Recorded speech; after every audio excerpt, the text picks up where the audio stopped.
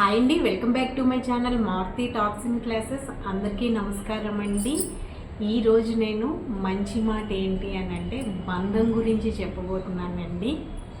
బంధాలు నిలవాలి అంటే మనలోని క్షమించే గుణం ఉండాలండి. ఏ బంధమైనా నిలవాలి అని అంటే క్షమ అన్నది ఉండాలండి. ఏదో ఒక మాట అనేసారు కదా అని ప్రతిసారి దాన్నే అలాగా అంటూ కూర్చోకూడదు. క్షమ అన్నది ఉండాలి.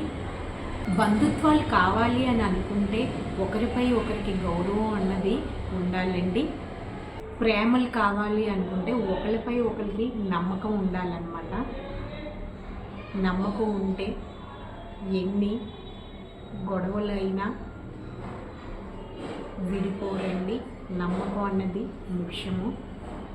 నలుగురితో కలిసి ఉండాలి అని అంటే చిన్ని నవ్వు మన పెదాలపై ఎప్పుడు ఉండాలండి. చిన్ని నవ్వుతో పలకరించాలన్నమాట.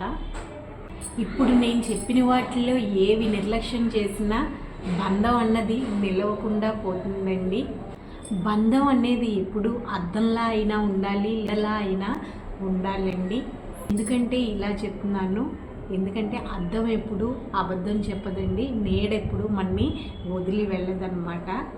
మనం ఎంతగా కలుపుకోవాలనుకున్నా కొంతమంది అయితే విడిపోవాలి దానికి ఎక్కువ చూస్తారండి. మనం ఎంత తగ్గి ఉన్నా కూడా విడిపోవడానికి ఏదో ఒక గొడవ, ఏదో ఒక మాట అనేయడమో చేస్తూ ఉంటారనమాట. విడిపోవడానికి ఎక్కువ మొగ్గన్నది చూపిస్తారనమాట. అలాంటి వారి బంధాల వైపు మట్టుకు ఆశగా చూడకండి.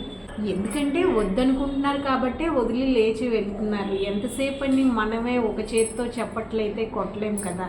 రెండు చేతులతోని చప్పట్లు అన్నవి కొట్టాలి. అంటే రెండు చేతులు కలిస్తేనే చప్పట్లు.